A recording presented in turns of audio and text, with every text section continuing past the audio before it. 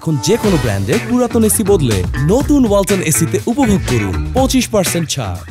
গোপন সংবাদের ভিত্তিতে গত 26শে ফেব্রুয়ারি 2025 তারিখ বুধবার ভোররাতে কোস্টগার্ড দক্ষিণ জোন এবং র্যাবের সমন্বয়ে পটুয়াখালীর কুয়াকাটা সমুদ্র সৈকত সংলগ্ন জাওবন এলাকায় মাদকের বিরুদ্ধে একটি যৌথ অভিযান পরিচালনা করা হয়। অভিযানে উক্ত এলাকায় সন্দেহজনক কয়েকটি বস্তা তল্লাশি করে আনুমানিক 9 কোটি টাকার 3 লক্ষ পিস ইয়াবা জব্দ করা হয়।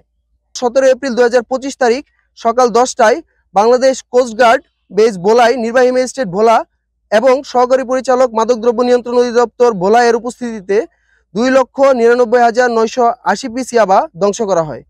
উক্ত কর্মকাণ্ডে অভিযানে অংশগ্রহণকারী র্যাব সদস্যবৃন্দ অংশগ্রহণ করেন।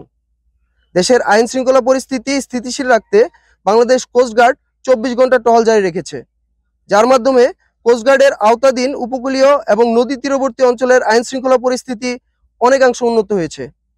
কোস্টগার্ড ভবিষ্যতে এ ধরনের অভিযান অব্যাহত রাখবে।